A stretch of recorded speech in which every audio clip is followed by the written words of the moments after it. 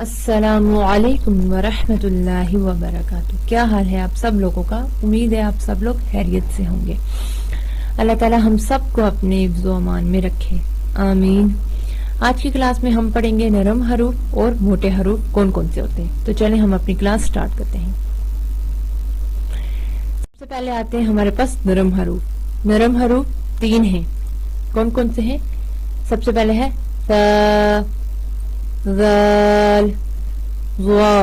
ٹھیک ہے، یہ 3 نرم حروف ہیں. ث، ذال، ظا. ٹھیک ہے، تو چلیں اب نرم حروف کی مثالیں دیکھ لیتے ہیں. نرم حروف کی مثالیں کون کون سی ہیں؟ سب سے پہلے ہے ثا، مثا نرم حروف ہے. اذا، مثال نرم حروف ہے. ظلم، مزوا نرم حروف ہے. ذالک، مثال نرم حروف ہے. نفر، مثا نرم حروف ہے. ظل، مزوا نرم حروف ہے. ٹھیک ہے، یہ اس کی مثالیں ہیں.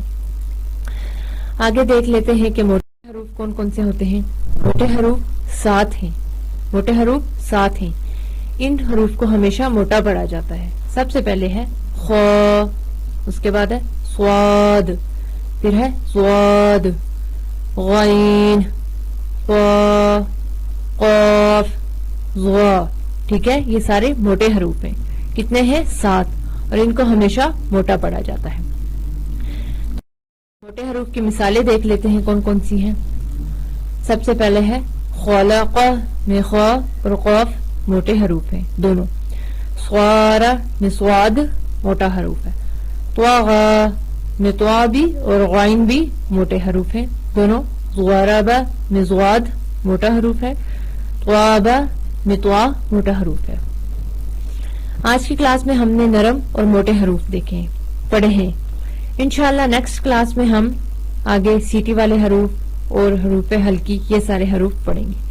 السلام علیکم ورحمۃ اللہ وبرکاتہ.